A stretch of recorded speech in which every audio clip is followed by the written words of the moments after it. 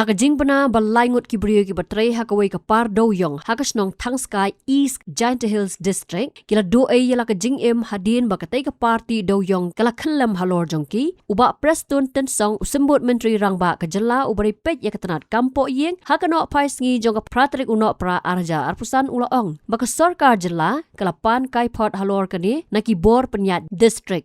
Kat kum kita long kubor laong bayaki met yap jong kita gilai Ngut lara no na ketika jaka sakawai pat ke jaka hakapor menmit nang ba anam dan bayoi bat habawa jeng tip na orang ba snong kinong song snong bat kum jo ru na ki batrai ha ketika par Dewïong kila pen pau bekim sem layo jeng tip ai Halor kani ke jingjia. Laong ru bahadu menta om syamladan kenu ke jing mudoi Halor ke jingja brio ni ke jingyap brio habaro ki police station ki badan ha ketika district Henry Ushivansh Awasthi Deputy Commissioner ka East Giant Hills District un sapan ye ka Kaiphod Halor ke ni na ki pulit uba Preston tensau ulaong baka Sorkar jala borobor ke penyngor banam dan ke jingti Dewïong bean getting any report right now.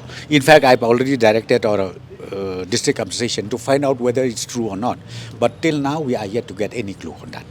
See, I'm telling you, we are always on the job of checking out and reaching out wherever we get the information if illegal mining takes place or not. And that is the ongoing process that we are doing. And we are trying our best to make sure that illegal mining does not at all take place. Of course, there are challenges because you knew it well.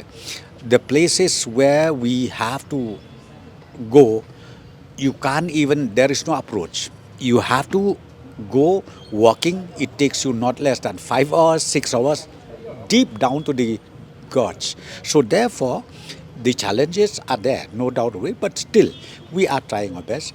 And we have instructed the district council to be more proactive on this sector, make sure that the illegal mining does not happen anymore.